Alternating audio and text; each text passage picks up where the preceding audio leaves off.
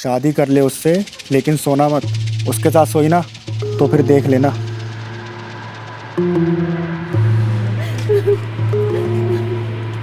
बाबा।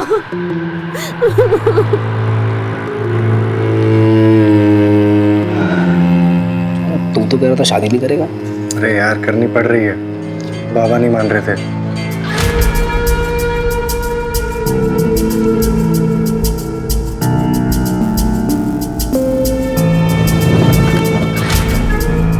आओ सुन भाई, ये है तुम्हारा घर। आज गोकुल की माँ होती तो करती सारे रीति रिवाज। मैं तो स्वागत ही कर सकता हूँ।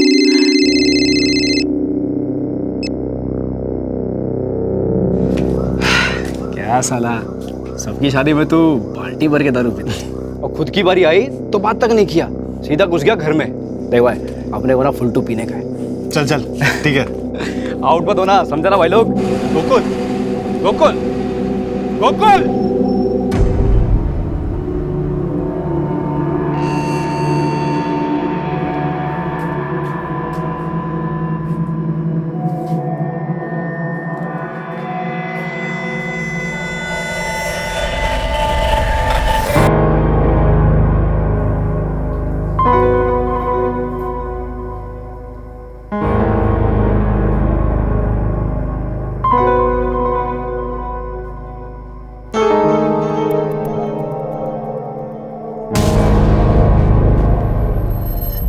अब आज क्या हुआ है? सर दर्द है। एक और बहाना। 15 दिन हो गए हमारी शादी को। अगर यही सब करना था तो शादी क्यों की? थक गया हूं तुम्हारे बहाने सुन सुन के। कभी सर में दर्द, कभी पेट में दर्द। बहाना नहीं आओ, सच में दर्द है।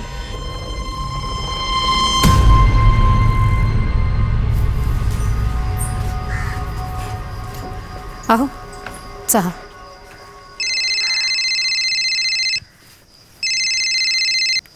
हेलो, हाँ साहब, चलेंगे ना साहब? हो साहब, मैं अब भी निकलता हूँ। मुंबई का भाड़ा है, मैं बस यूं गया और यूं आया। और वैसे भी आज की रात मेरे लिए बहुत स्पेशल है। लवकर है। कहाँ जा रहे हैं? मुंबई जा रहा हूँ बाबा। अच्छा सीधे जा और सीधे आ, दोस्तों के साथ बैठने आने कहीं। और कितने बजे तक आएगा? 11 बजे तक लौट आऊंगा बाबा।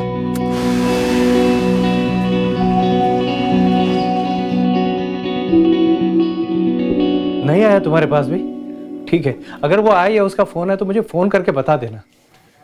उमेश कह रहा है उसके घर पे भी नहीं आया। कहाँ का भाड़ा लेकर गया था? साहब बोल के गया था कि मुंबई का भाड़ा है, रात को 11 बजे तक लौट आएगा। कल सुबह से गया सब, अब तक नहीं आया। आप गोकुल की फोटो दीजिए, उसकी गाड़ी का नंबर भी हम पता करते हैं। जी। ये किशोरी और चंद्रकांत ने गोकुल को ढूंढने में कोई कसर नहीं छोड़ी। वो रोज इस आस में पुलिस स्टेशन के चक्कर लगाते कि शायद उन्हें गोकुल की कोई खबर मिल जाए, लेकिन हर बार उनके हाथ निराशा ही लगती। गोकुल की कोई जानकारी मिली? वही कह रहे थे, अभी तक कुछ पता नहीं चला। सब मेरी गलती है, मैं ही मनहूस हूँ। मेरी कुंडली में ही कोई दोष है।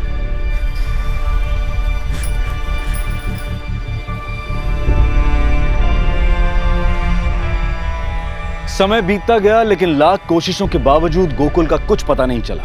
ना ही गोकुल की टैक्सी मिली और ना ही उसका कोई नामो निशान। गोकुल की पहचान समय की रेत में ढक कर रह गई और उसकी फाइल भी पुलिस स्टेशन में नए केसेस के नीचे दब गई।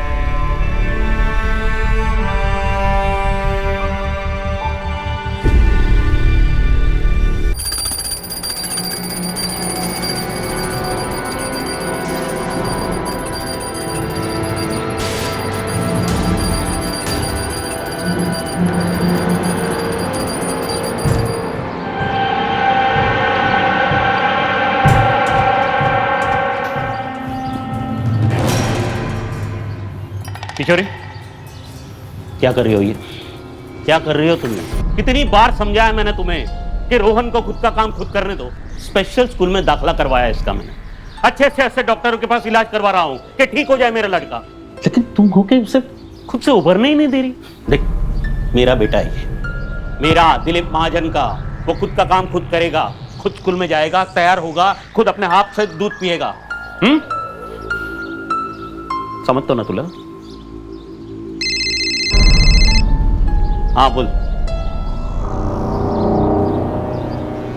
हाँ ठीक है, चल ठीक है, ठेव ठेव.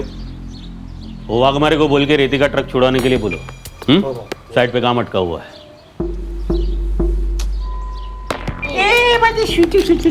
चलो पापाला उशीर होते. ओके, चॉकलेट खातो. चला bye bye bye bye bye.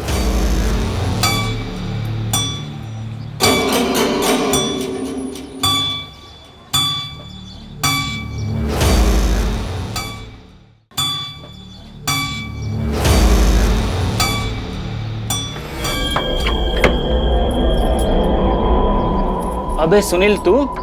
Chandar, कैसा है रे? अरे पर तू था किधर? इतने सालों के बाद दिखाए. मुंबई में था यार, एक फैक्ट्री में, मोबाइल की फैक्ट्री में. पर अभी अपने को मुंबई में जमता नहीं, तो अपन इधर वापस आ गए. वो जो अपना औंध के पास एक नया मॉल खुला है ना, उधर अपना मोबाइल का शॉप डालेगा. इधर ही रहेगा. ये तो बहुत अच्छी बात है. वैसे अकेला है इधर, हम लोग के साथ नहीं लाया? शादी वीदी किया किधर है, अभी सोचता है करेगा. वैसे इधर सब ठीक है ना? कोई आया गया तो नहीं? आएगा कैसे, अपन इधर था ही नहीं.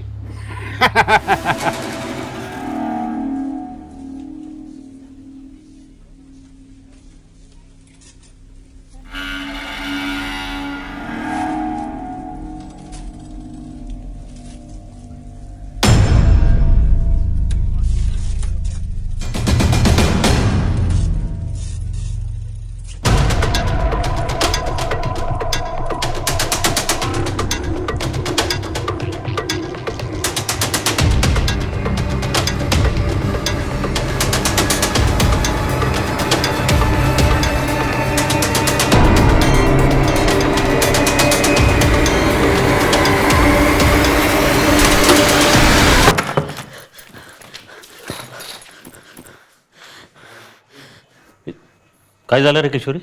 आज वो पीछा करते करते घर तक आ गया. अभी भी बाहर ही खड़ा है.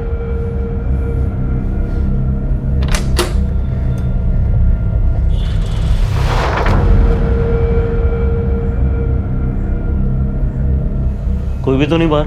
अहो मी सांगते ना, अब भी बाहर था वो. तेरे दिमाग के अंदर प्रॉब्लम है किशोरी.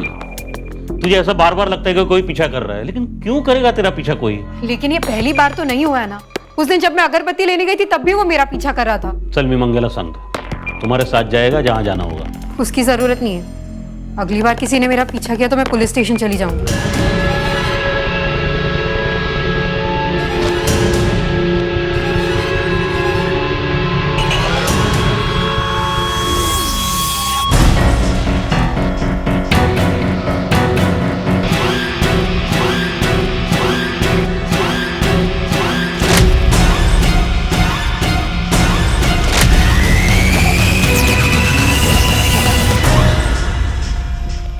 अक्सर देखा गया है कि जब भी हमारे जीवन में कोई अप्रत्याशित घटना होती है तो हमारे प्रियजन, हमारे आसपास के लोग उसे बहुत लाइटली लेते हैं. लेकिन कभी कभी इन घटनाओं में लापरवाही बरतना बहुत भारी पड़ जाता है और हम बेवजह किसी ऐसी बड़ी घटना का शिकार हो जाते हैं जो हमारी सोच से भी परे होती है. अमन, स्कूल से आते वक्त सीधे घर आ जाना. भाई खेलने मत लग जाना. Okay okay aunty, bye.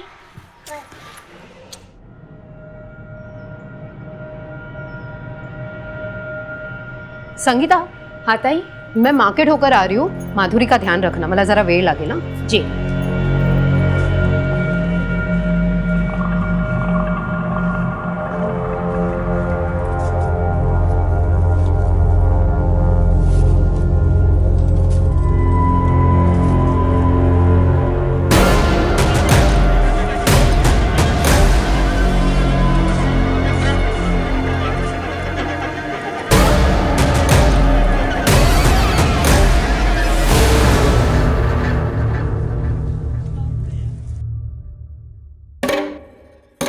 ताई, कहाँ थी आप? कब से आपको फोन कर रहे हैं. अरे फोन की बैटरी खत्म हो गई. पण झालं का, इतनी क्यों परेशान है तू? रोहन बाबा अब तक स्कूल से नहीं लौटे हैं, तो साहब उनको स्कूल में देखने गए थे, तो पता लगा कि वो स्कूल पहुंचे ही नहीं थे. पहुंचा नहीं मतलब? अरे नाही रे, तिकडे बघितला मी. तुम लोग डेपो के उधर जाओ, ठीक है? हाँ, मंग्या को भी बोलो. कहाँ थे तुम? तुम्हारा फोन भी बंद आ रहा है। अरे मुझे नहीं पता, मेरी फोन की बैटरी खत्म हो गई थी। पर रोहन को टाइम मिला? पता नहीं चला अभी तक उसका कुछ। सुनो ना, लेट नहीं करते, पुलिस स्टेशन चलते। संगीता घर का ध्यान रखो, चल। रोहन घर से स्कूल पैदल जाता है? जी पैदल जाता है सर, उसका स्कूल हमारे घर के पास ही। वो हमारे मोहल्ले के ही 2 बच्चे, अमन और अतुल, उनके साथ ही रोज स्कूल जाता है और वापस आता है। सर ये तीनों साथ में स्कूल जाता है, लेकिन रोहन का स्कूल पहले पड़ता है एक गली में, जहाँ से वो अकेले जाता है। सर मैं स्कूल गया तो पता चला कि रोहन आज स्कूल पहुंचा ही नहीं। कोई रिश्तेदार वगैरह उनके घर चला गया हो, पता किया आपने? सर ऐसे तो कोई रिश्तेदार है नहीं, लेकिन स्कूल के टाइम पे स्कूल ना जाकर रोहन अकेला कहीं क्यों जाएगा? आपको किसी पे शक है? किसी के साथ कोई झगड़ा, कोई दुश्मनी? नहीं सर, ऐसा तो कुछ नहीं है। सब पिछले कुछ दिनों से कोई मेरा पीछा कर रहा है। जी सर, 2 दिन पहले पुलिस स्टेशन आई थी और मुझे बताया भी था कि कोई इनका पीछा कर रहा है। सर एक आदमी मेरा पीछा कर रहा है। कौन है, आप जानती हैं उसे? नहीं मैं जानती नहीं हूँ, लेकिन वो अभी भी बाहर खड़ा है। आइए मेरे साथ।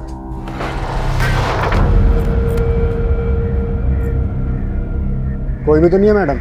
अभी यही खड़ा था वो। क्या हुआ, फिर किसी ने पीछा किया? हाँ वो आप कौन? ये मेरे पति हैं, दिलीप महाजन। मैंने इन्हें फोन करके बुलाया। कौन पीछा कर रहा था? आपको चेहरा याद है? स्केच बनवा सकती हैं? मैंने कभी उसे ठीक से देखा नहीं, वो पूरी तरह सामने नहीं आता था। दिलीप जी, हाँ सर। आप काम क्या करते हैं? हाँ मैं कॉन्ट्रैक्टर हूँ, सिविल। तो आपको किसी का फोन आया, आई मीन फिरौती के लिए? अभी तक तो नहीं सर। मेरा रोहन बहुत छोटा है सर, प्लीज उसे जल्दी ढूंढिए। आप फिक्र मत कीजिए, हम पूरी कोशिश करेंगे। आपको कोई भी इंफॉर्मेशन मिले हमें बताइए।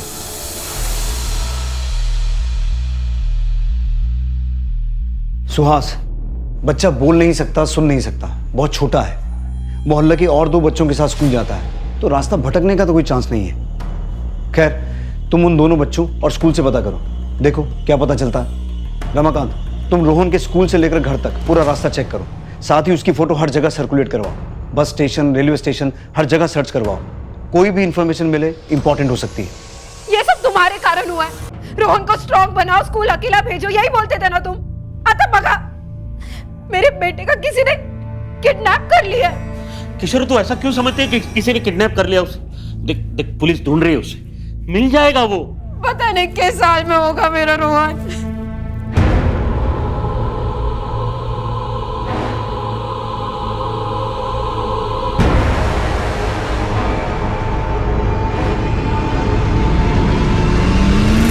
हाँ अंकल, सुबह तो हम साथ ही गए थे। वो जो टर्निंग आती है ना, वहां से रोहन अपने स्कूल चला गया और फिर हम अपने स्कूल चले गए। और स्कूल छूटने के बाद? स्कूल छूटने के बाद वो टर्निंग पे हम वहाँ वेट कर रहे थे रोहन का, लेकिन फिर वो आया ही नहीं। बेटा अपन जब आप स्कूल जा रहे थे तब आपको ऐसा लगा कि कोई आपका पीछा कर रहा था?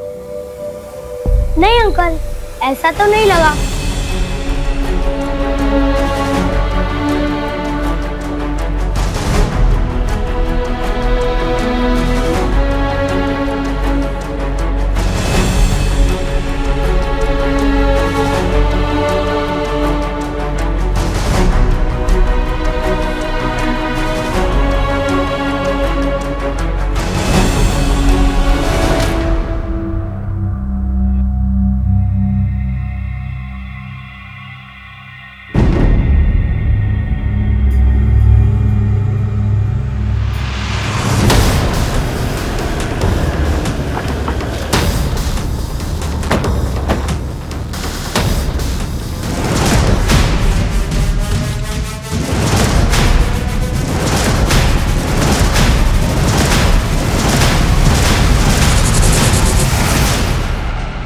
सर लगता गला दबा के मारा गया। सुहास, बच्चे की बॉडी को पोस्टमार्टम के लिए भिजवाओ और इसके माँ बाप को हॉस्पिटल बुलाओ। रमाकांत सर, इस जंगल और आसपास के पूरे इलाके को स्कैन करो और फॉरेंसिक टीम को बुलाओ तुरंत। Okay sir.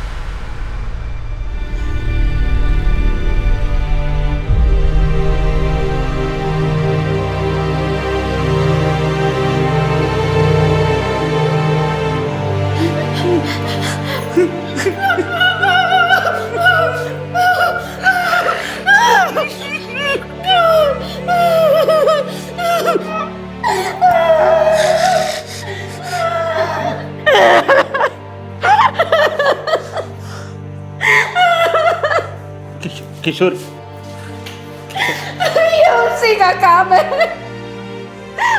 जानती हूँ उसने मेरे बच्चे को, मैंने पहले भी कहा था, किसी ने नहीं सुनी मेरी।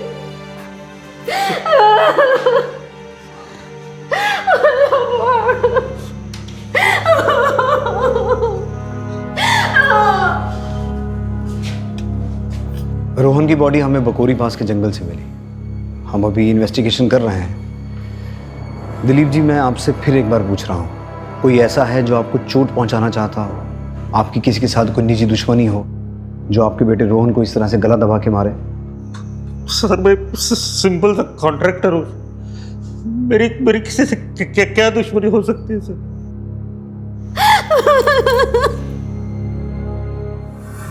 हे बघा, इथे मिसिंग कंप्लेंटची लाईन लगलेली आहे और वैसे भी सरकार 7 साल के बाद मृत्यु का अनुमान लगाकर केस को बंद कर देती है और आपके केस को तो 9 साल हुए हैं। फिर आपका बेटा तो जवान था, अगर जिंदा होता तो लौट कर नहीं आता। लौट कर नहीं आएगा मतलब मर गया क्या? अगर मर गया तो ऐसे पक्की खबर दो ना, तो फिर मैं बार बार आपके यहाँ नहीं आऊंगा।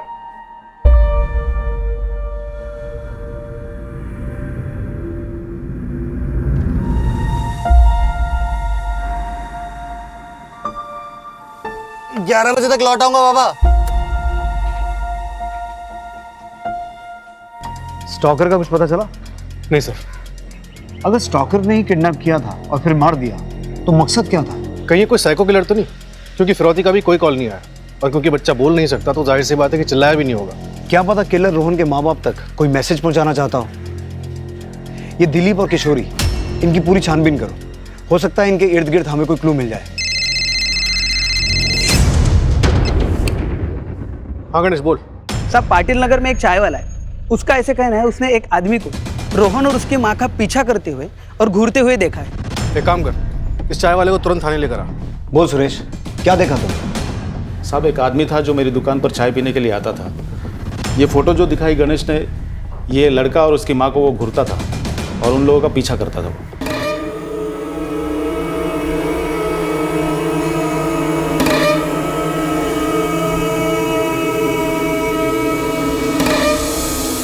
कौन था वो आदमी? इससे पहले भी तेरी दुकान पे कभी आया है? नहीं साहब, वो कुछ दिनों से मेरी दुकान पे आ रहा था। शक्ल याद है? स्केच बनवा सकते हो?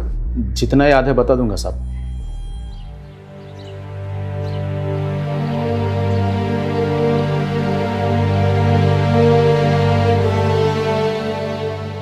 सर, ये वो स्टॉकर का स्केच है जो किशोरी और उसके बेटे रोहन का पीछा करते हुए देखा गया था। जगह जगह इसके पोस्टर लगवाओ, अपने खबरी नेटवर्क में भी सर्कुलेट करवाओ। इसे जल्द से जल्द पकड़ना होगा।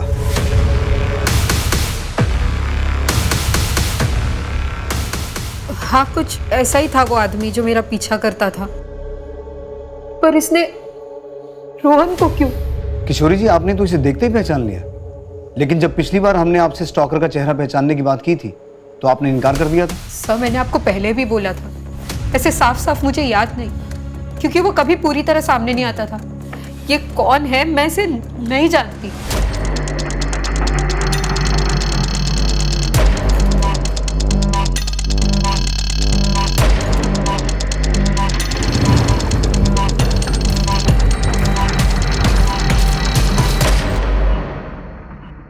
नमस्कार भाऊ। बरोबर देख ले, पुलिस ढूंढ रही है इसे, उससे पहले तुम्हें उसे ढूंढना है। आप टेंशन मत लो भाऊ, हो जाएगा।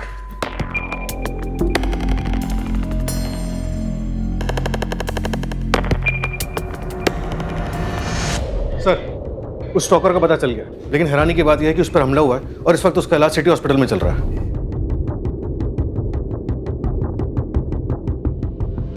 आदमी का नाम सुनील है और उस पर चाकू से वार किया गया था। हथेलियां बाहर आ चुकी थी। वो खुद अपने पेट को समेटकर यहां तक आया था। अब वो खतरे से बाहर है, आप उससे पूछताछ कर सकते हैं। Thank you.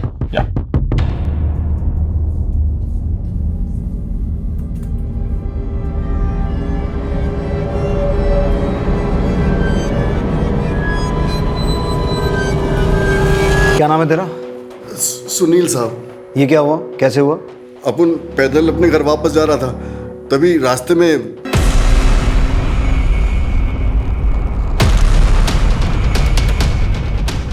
कौन है? क्या?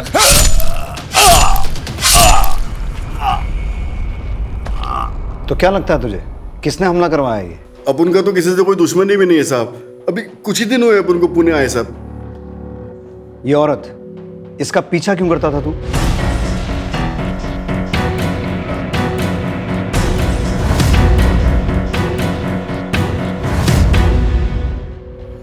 साहब, इस औरत का चेहरा अपन के रिश्तेदारी में एक औरत से मिलता है साहब, लेकिन 3-4 दिन पीछा करने के बाद अपन को लगा कि ये वो औरत नहीं है, तो अपन ने पीछा करना छोड़ दिया साहब। जब तुझे लगा कि तू इसे जानता है तो रोक के पूछना चाहिए था ना। अब साहब, ऐसे कैसे रास्ते में किसी लेडीज से बात करता साहब? किसी लेडीज का पीछा कर सकता है लेकिन उसे रोक के पूछ नहीं सकता। और ये बच्चा, इसे जानता है? हाँ साहब, ये भी इसी औरत के साथ ही रहता था साहब। पर हुआ क्या है साहब? मर्डर। पहले इस बच्चे को किडनैप किया गया, फिर मारा गया, और तू इस बच्चे को और इसकी माँ को फॉलो करता था। अब तेरे ऊपर अटैक हुआ है। क्या कनेक्शन क्या है? कोई कनेक्शन नहीं है साहब। अपन तो बस एक आध बार इस औरत का पीछा किया साहब। अपन तो इसको जानता भी नहीं। तू रहता कहाँ है? तेरी फैमिली में कौन कौन है? साईं मंदिर के पास दोसा गली में रहता है साहब। अभी 15 दिन पहले ही पुणे आया साहब। उसके पहले मुंबई में रहता था साहब, एक मोबाइल कंपनी में काम करता था। सर, ये पक्का झूठ बोल रहा है। अगर इसने पीछा करना बंद कर दिया होता तो किशोरी महाजन कांस्टेबल रमाकांत के पास कंप्लेंट करने क्यों आती? सर, एक आदमी मेरा पीछा कर रहा है। कौन है, आप जानते हैं उसे? अभी तो ये सुनील जोशी हमारा प्राइम सस्पेक्ट है, क्योंकि इसे रोहन और उसकी माँ किशोरी का पीछा करते हुए देखा गया था। लेकिन इसका मोटिव नजर नहीं आ रहा है। एक काम करो, एक कांस्टेबल तैनात करो इसकी निगरानी के लिए, और हॉस्पिटल वालों से कहो कि जब इसे डिस्चार्ज दें पहले हमें इन्फॉर्म करें। फिलहाल के लिए पुणे में जहाँ ये रहता है उसके आसपास और मुंबई से इसका बैकग्राउंड चेक करवा। सर, मैंने किशोरी और दिलीप के घर काम करने वाली मेट संगीता से बात की। क्या कहा उसने? मेरा नाम तो नहीं आएगा ना, नहीं तो मेरा काम छूट जाएगा। संगीता, तू टेंशन मत ले, जो जानती है सच बता दे, तुझे कुछ नहीं होगा। मेरे को तो लगता है कि दिलीप साहिब रोहन बाबा से प्यार ही नहीं करते थे। बार बार समझा ना कि उसे खुद का काम खुद करने दो। कौन सा पाप किया था कि मुझे ऐसा बेटा पैदा हुआ? मेरे जहां भी जाता हूँ लोग बोलते दिलीप भाव को लड़का देखो, बोल नहीं सकता, सुन नहीं सकता। अच्छा था पैदा होते ही मर जाता। मुझे अभी भी यही लगता है कि रोहन का कातिल दिलीप और किशोरी को कोई सबक सिखाना चाहता था। सर, कहीं ऐसा तो नहीं कि दिलीप ने ही अपने बेटे रोहन की सुपारी सुनील को दी हो और काम खत्म होने के बाद सुनील को रास्ते से हटाने की कोशिश की ताकि कोई सबूत ना बचे? अभी किसी नतीजे पर नहीं पहुंचा जा सकता। सारे एंगल्स ओपन रखो। ये पता लगाओ कि सुनील जोशी और दिलीप महाजन का आपस में कोई कनेक्शन है क्या? तब तक मैं किशोरी से बात करता हूँ। सर, कौन सा बाप अपने बच्चे से उम्मीदें नहीं बांधता? वो रोहन को अपनी तरह काबिल बनाना चाहते थे। इसका मतलब ये थोड़ी ना कि वो अपने बच्चे को मार देंगे। देखिए, मैं आपसे एक सीधा और सिंपल सवाल पूछ रहा हूँ। क्या दिलीप सुनील पर जानलेवा हमला करवा सकते हैं? क्या रोहन की हत्या इससे जुड़ी है?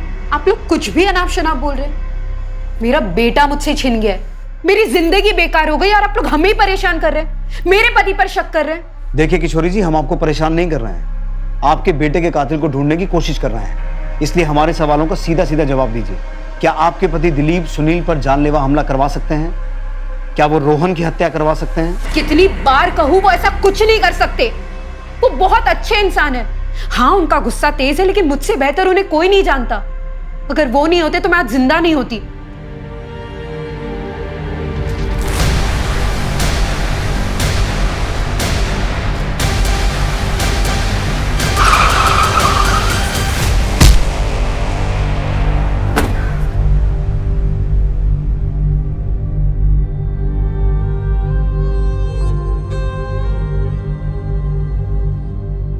आप ही सोचिए, जिसने मेरी जान बचाई, मुझसे शादी की, मुझे सहारा दिया, वो भला अपने बेटी की जान कैसे ले सकता है? अब मुझे आपसे कोई बात नहीं करनी है।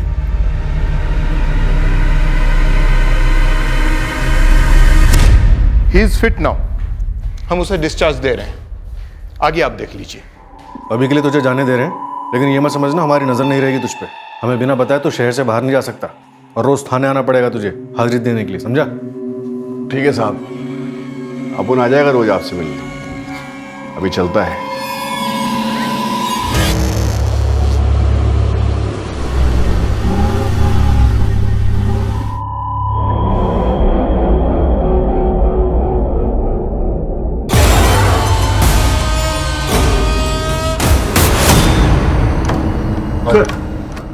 पिछले कुछ दिनों में आसपास के एरिया में जो कंकाल के अलग अलग टुकड़े मिलने के कंप्लेंट्स आ रहे थे, उसमें आज एक और बढ़ोतरी हुई है। किसी गाड़ी के नीचे एक कंकाल का सर मिला है। अभी तक जितनी भी हड्डियां मिली हैं सबको FSL लैब में टेस्टिंग के लिए भिजवाओ और रिपोर्ट मंगवाओ।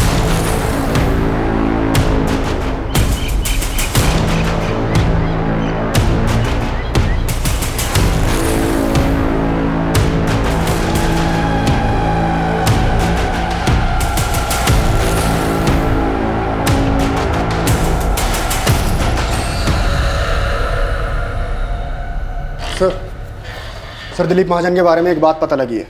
सर दिलीप ने हिस्ट्री शीटर दगड़ू सावंत को सुनील को मारने की सुपारी दी थी। नमस्कार बाबू। क्या? साहब अंदर आ जाओ। आजा गणेश। साहब कल रात को मैंने सुनील का पीछा किया। वो जंगल में गया था, वहाँ एक गड्ढे के पास जाके खड़ा हो गया और काफी परेशान लग रहा था साहब। ये सुनील मुझे शुरू से ही गड़बड़ लग रहा है। जब पहले हमने उससे दिलीप के बारे में पूछा था तो उसने कहा कि वो एक दूसरे को नहीं जानते हैं। तो दिलीप ने उसे मारने की सुपारी क्यों दी?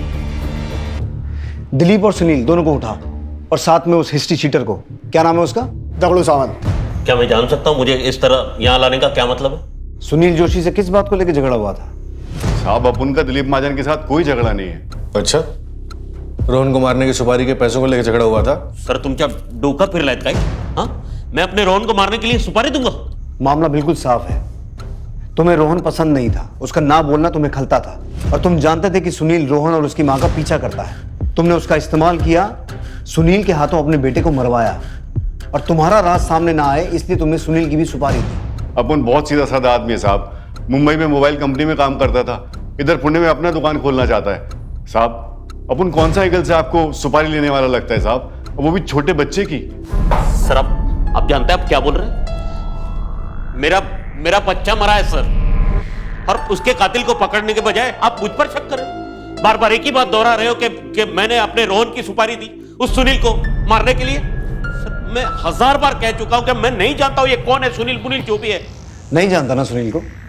नहीं। ठीक है,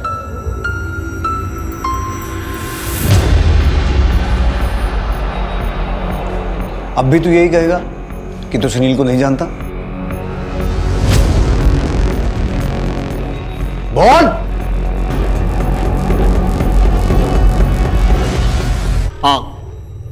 हाँ दी मैंने सुपारी, लेकिन उस साले की किस्मत अच्छी थी कि बच गया साला। लेकिन अगर दोबारा मुझे मौका मिलेगा ना, मैं उसे छोड़ूंगा नहीं, मार डालूंगा सर उसे। रोहन कैसा भी था लेकिन मेरा अपना खून, बहुत बहुत प्यार करता था मैं उससे, अब भी करता हूं उसे। एक तरफ तो तू अपने बेटे से परेशान था कि समाज में तेरा नाम खराब हो रहा है, दिलीप भाऊ का बेटा बोल सुन नहीं सकता, तो अचानक ये हृदय परिवर्तन कैसे हो गया? देख मैं अभी भी बोल रहा हूं, सच सच बोल। सर मैं सच बोल रहा हूं, आप चाहे तो उसे दगड़ू से पूछ लीजिए। हम उस तक पहुंचे उससे पहले कोई किसी और ने उस पर हमला कर दिया। हाँ साहब, और मैंने भी बोला ना साहब आपको कि मुझे सुपारी मिली थी, लेकिन मेरे से पहले किसी और ने काम कर दिया। क्या लगता है सर आपको कि दिलीप सच बोल रहा है? कुछ कहा नहीं जा सकता सुहास। आज के ज़माने में इंसान किसी भी हद तक गिर सकता है, ऐसे में हमारा काम और कठिन हो जाता है। दिलीप और सुनील इन दोनों के कॉल रिकॉर्ड चेक करो, शायद कुछ सुराग मिले। Right sir. सर FSL से रिपोर्ट आ गई है, इतने दिनों से जो हड्डियां यहाँ वहाँ मिल रही थी वो किसी एक ही आदमी की, जिसकी उम्र लगभग 25 से 30 के बीच है। और सर ये हड्डियां 9 साल पुरानी है। एक ही आदमी की? कोई 9 साल बाद इन हड्डियों को गड्ढे से निकालकर यहाँ वहाँ क्यों फेंक रहा है? सर ये सुनील भी 9 साल बाद यहाँ आया है। मुंबई में था यार, एक फैक्ट्री में, मोबाइल की फैक्ट्री में। और गणेश ने सुनील को जंगल में एक गड्ढे के पास खड़े देखा था। सर यही वो जगह है जहां मैंने सुनील को देखा था।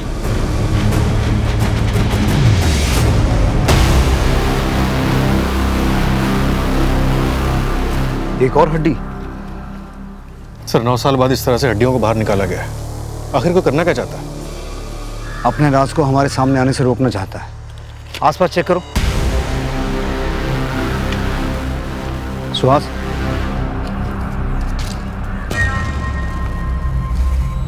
ये तो किसी कार या टेम्पो के टायर के निशान है और गाड़ी इस तरफ से आई, इसी तरफ वापस गई।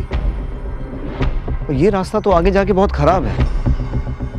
इसका मतलब है इस रूट का जानबूझ के इस्तेमाल किया गया ताकि कोई किसी की नजर में ना आए। हाँ सर, क्योंकि इस रास्ते से तो बड़ी आसानी से आ जा सकता है। आसपास की सभी दुकानें, पेट्रोल पंप, ढाबे, टैक्सी और टेम्पो स्टैंड, हर जगह पूछताछ करो। हर जगह की सीसीटीवी फुटेज चेक करो। हो सकता है किसी ने इस रास्ते से किसी गाड़ी को आते जाते देखा हो। किशोरी को स्टॉक करना, रोहन का किडनैप होना, उसका मर्डर और अब ये गड्ढा, इन सब में एक ही चीज कॉमन है, वो है सुनील। इस सुनील को एक बार फिर उठाओ और पिछले 9 सालों के जितने भी अनसॉल्व मिसिंग केसेस हैं, सबकी फाइल मंगवाओ और इस हड्डी को फोरेंसिक जांच के लिए भेजो। पुणे पुलिस 9 साल पुराने कंकाल के अवशेषों के मिलने और 7 साल के रोहन महाजन के मर्डर के बीच की कड़ी को सुलझाने के बहुत करीब थी। एफएसएल यानी कि फोरेंसिक साइंस लेबोरेटरी की रिपोर्ट आने के बाद पुलिस ने 9 साल पुराने गुमशुदा लोगों के केसेस को चेक किया और 2 लोगों की पहचान हुई। सर, 9 साल पुराने जितने भी अनसॉल्व मिसिंग केसेस हैं, उसमें से ये केस हमारे प्रोफाइल से मैच करता है। 28 साल का गोकुल कदम। गोकुल कदम? इसकी फैमिली से मिलो, पता करो 9 साल पहले की इसकी क्या कहानी। Right sir.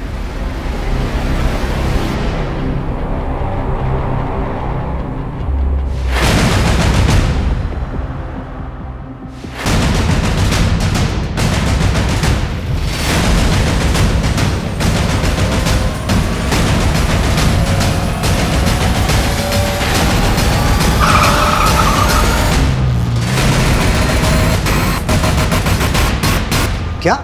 हाँ सर। तुम तो कह रहा था शादी नहीं करेगा। अरे यार, करनी पड़ रही है, बाबा नहीं मान रहे थे। किशोरी की शादी 9 साल पहले इस गोकुल के साथ हुई थी और शादी के कुछ ही दिनों बाद यानी 21 मई 2010 को गोकुल घर से ये कह के निकला कि वो मुंबई को भाड़ा लेकर जा रहा है और आज तक घर वापस नहीं लौटा। ये किशोरी, सुनील और दिलीप, इनके बीच कुछ ना कुछ खिचड़ी तो पक रही है। तुम गोकुल के पिता को डीएनए सैंपलिंग के लिए लेके जाओ, इन तीनों से मैं निपटता हूँ। साहब, मेरे बेटे के बारे में कुछ पता चला क्या? देखिए, हमें कुछ हड्डियां मिली है, एक बार आपका डीएनए सैंपल मैच करा के देखते हैं, शायद जवाब मिल जाए। सर, सुनील कल से हाजिरी पे नहीं आया। मैं उसके घर पे गया था, वहां पे भी नहीं है। उसका फोन भी स्विच ऑफ आ रहा है।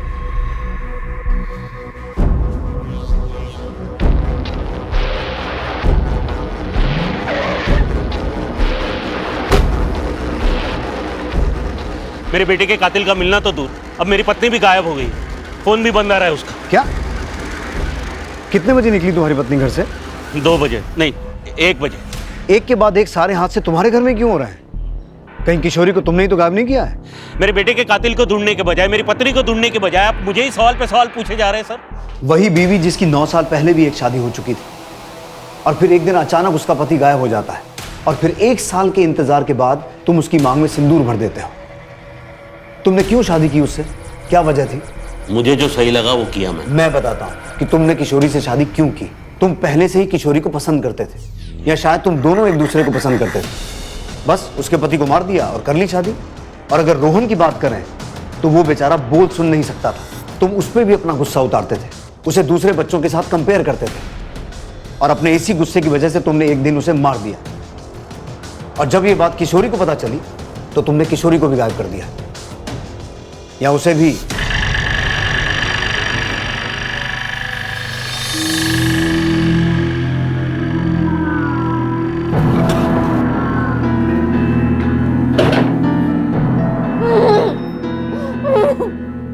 मुझे मेरी बच्ची के पास जाना, छोटी है वो, मेरे बिना नहीं रह पाएगी। क्यों कर रहे हो ऐसा?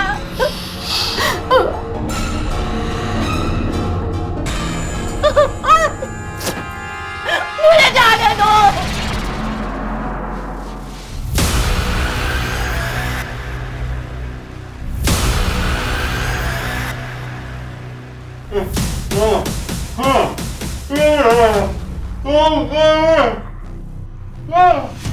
जिस जंगल के गड्ढे से गोकुल कदम के अवशेषों को निकाला गया था, पुलिस ने हाईवे से उस जंगल को कनेक्ट करती हर सड़क पर लगे सीसीटीवी कैमरा के फुटेजेस को घंटों घंटों बैठकर देखा और एक सीसीटीवी फुटेज में उन्हें एक टेम्पो जंगल की तरफ जाता और फिर वापस आता दिखाई दिया और ये टेम्पो किसी पकिया नाम के आदमी का था।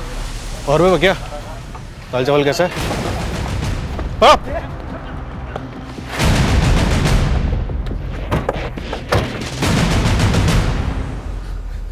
मुंह खोलने के लिए और टाइम चाहिए तो बाद में आता हूँ। साहब बताता हूँ साहब। साहब एक आदमी ने मेरा टेम्पो किराए पे लिया था।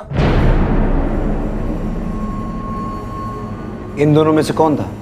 इनमें से कोई नहीं था साहब। तो बोल कौन था?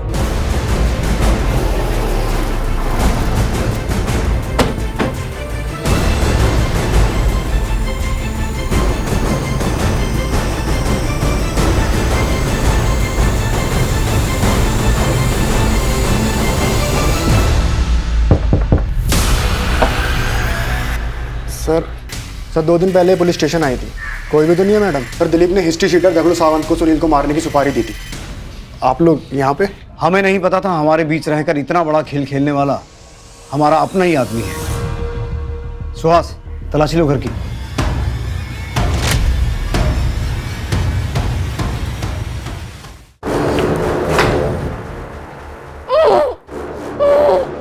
खोलो।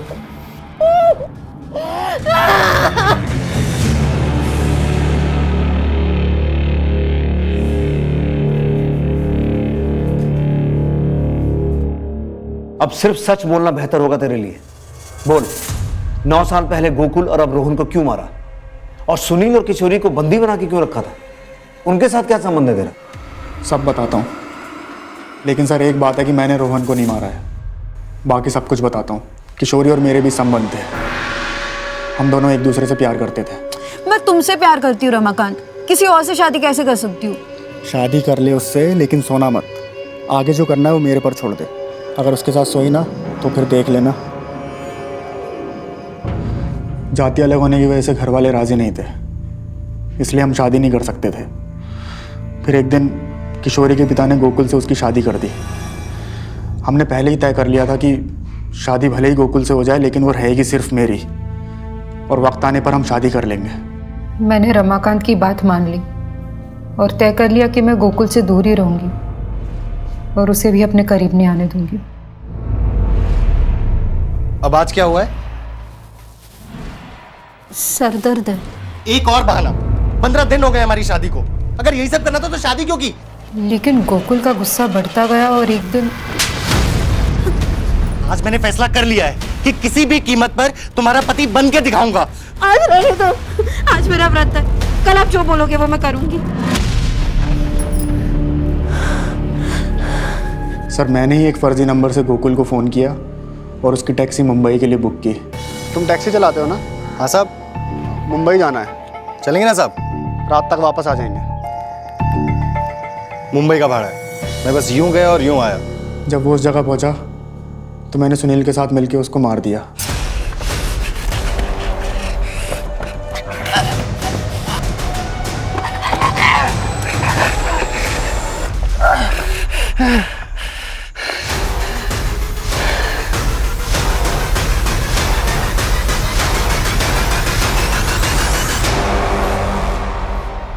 मैंने गोकुल की गाड़ी तालाब में धकेल दी थी।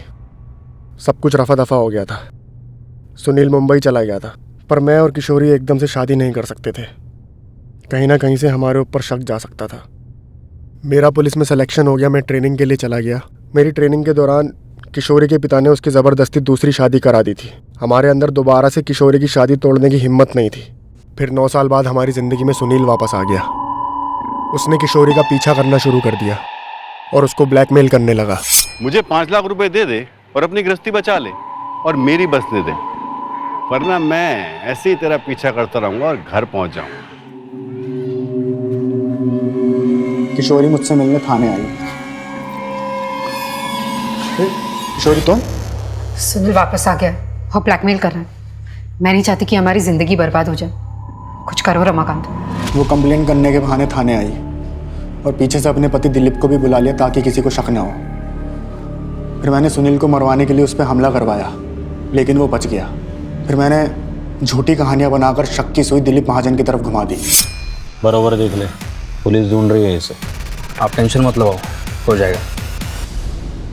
मैंने पूरी कोशिश की कि पुलिस सुनील को ना छोड़े, लेकिन उसके खिलाफ सबूत ना मिलने के कारण उसको छोड़ना पड़ा। मुझे पता था कि वो गोकुल की बॉडी को लेकर मुझे अब ब्लैकमेल करेगा, इसलिए मैंने 9 साल पहले दफन की हुई गोकुल की बॉडी को निकाल लिया और कंकाल के टुकड़े इधर उधर फेंक दिए।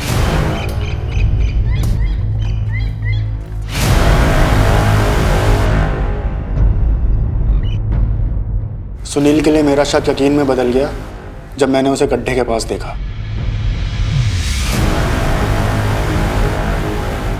मैंने सुनील को उठाया और बंदी बनाया और उसको समझाया कि वो चुप रहे, लेकिन वो नहीं माना, तो इसलिए मैंने उसकी ज़बान ही काट दी।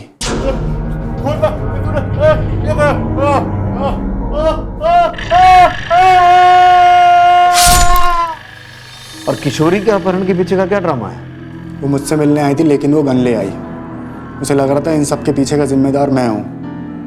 अपने बच्चे के अपहरण से वो हताश हो चुकी थी। उसने बिना मुझसे पूछे आप लोगों से कंप्लेंट कर दी।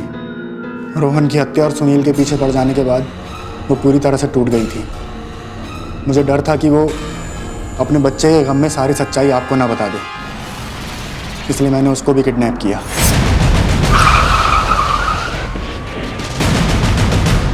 तूने सारा माहौल इस तरीके से तैयार किया कि हमारा शक दिलीप पे जाए और ये मामला हमेशा के लिए बंद हो जाए।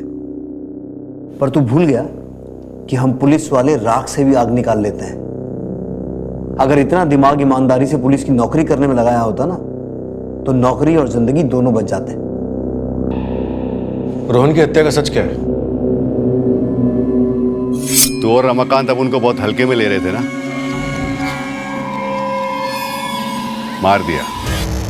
मार दिया अपन तेरे बेटे को। सुन, अभी भी अगर तुम लोग बाज नहीं आए ना, तो अपन तो फंसेगा ही, लेकिन तेरी पोल भी खोल देगा। अभी अपन को 5 लाख नहीं 10 लाख चाहिए, वरना अपन तेरे पति को बता देगा कि तेरा एक कातिल के साथ चक्कर था और तूने ही अपने आशिक के हाथों अपने पहले पति को मरवाया। फिर जब मैंने ये बात रमाकांत को बताई तो उसने सुनील पर जानलेवा हमला किया। क्या कर? मैं नहीं जानती थी कि 9 साल पहले किया गुनाह मेरी जिंदगी में वापस आकर तबाही मचा देगा। जुर्म चाहे कितनी भी चालाकी से किया जाए, कितना भी छुपाया जाए, लेकिन एक ना एक दिन वो बाहर आ ही जाता है।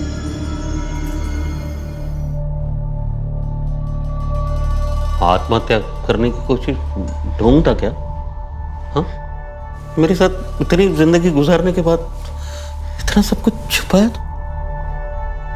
अरे मुझे एक बार कहाँ होता, एक बार तो आज हमारा रोहन ना जिंदा होता, किशोरी। लेकिन तुम्हें तो ना मुझसे प्यार है, रोहन से ना ही रामी से। ये सब झूठ है। मुझे आपसे सच्चा प्यार है और इसी सच्चे प्यार को खोने के डर से मैंने आपसे सब कुछ छुपाया। मुझे माफ कर दो।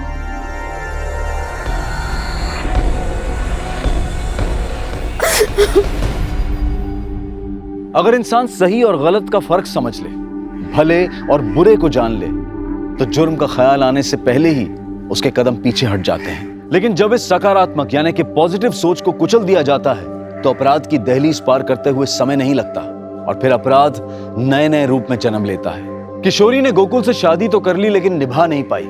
उल्टा पीछा छुड़ाने के लिए अपराध के दलदल में फंस गई। वो चाहती तो अपने बनाए इस चक्रव्यूह से गोकुल को अपना कर खुद को आजाद कर सकती थी, लेकिन उसने आजादी के लिए अपराध का दामन थामा और अंजाम आप सबके सामने है। इसलिए सोचें, समझें और जीवन के हर मोड़ पर सही फैसला लें। ऐसा फैसला जो आपके जीवन चक्र को सुखद बनाए। अब मैं अनूप सोनी आपसे विदा लेता हूं। फिर मुलाकात होगी क्राइम पेट्रोल सतर्क के ब्लैक हेडलाइंस अध्याय में एक और नए केस के साथ। और याद रखें, क्राइम और आपके बीच में सिर्फ इतना फर्क है कि आप कितने सतर्क हैं। सतर्क रहें, सुरक्षित रहें। जय हिंद।